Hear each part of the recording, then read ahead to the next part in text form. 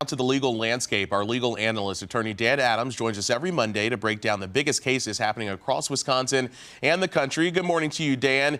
Let's start with a local case that's making national headlines. Milwaukee County Judge Hannah Dugan has a federal court date this week. She's the judge facing obstruction charges and being accused of helping an undocumented migrant avoid an immigration arrest in her courtroom. Her trial was set to start 2 weeks from today, but it's been delayed. Dan, break down what this indefinite delay means. Sure. Hey, good morning.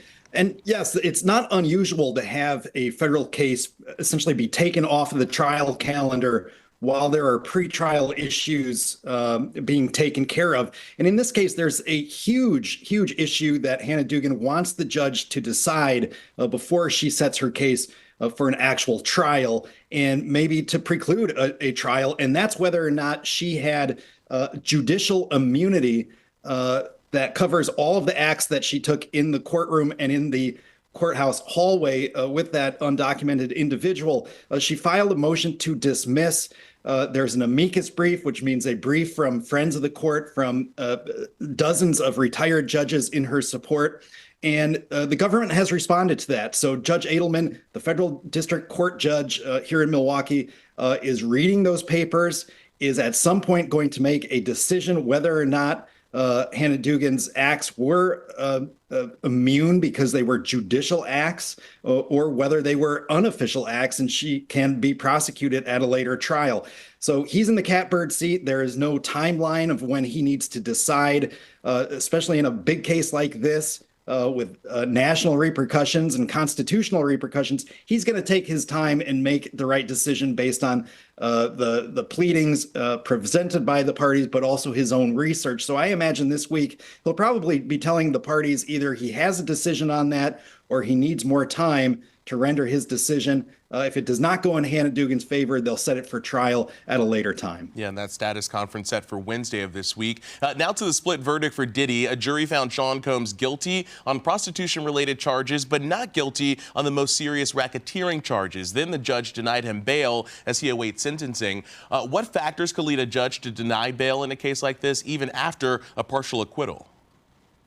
Well, usually in a case, and in this case, there's a big bail hearing at the beginning of the case.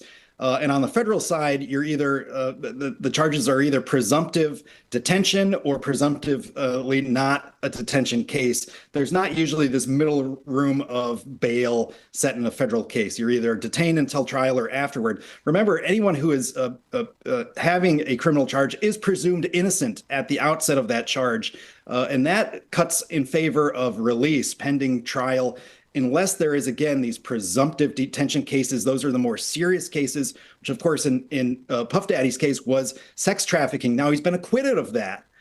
So you would say, well, he should be released pending his sentencing. However, that presumption of innocence on the two other charges, the Mann Act charges, the prostitution charges that he was convicted for, he doesn't have a presumption of innocence. He is, in fact, guilty. And the federal sentencing guidelines has him scored as doing some prison time. It's not going to be, a decade's worth of time, but he's presumed to do some prison time after this case resolves at sentencing. I think the judge had an eye towards that. He also made a point of saying there's a potential risk to the community, a danger to community, which he cited of Puff Daddy's own lawyer's statements in court that he did commit domestic violence. So Puff Daddy's going to be incarcerated again until at least his October sentencing date. Yep, that sentencing set for October 3rd. Dan Adams, always great to have your insight and analysis. Thanks so much. We'll see you next Monday for more of The Legal Landscape.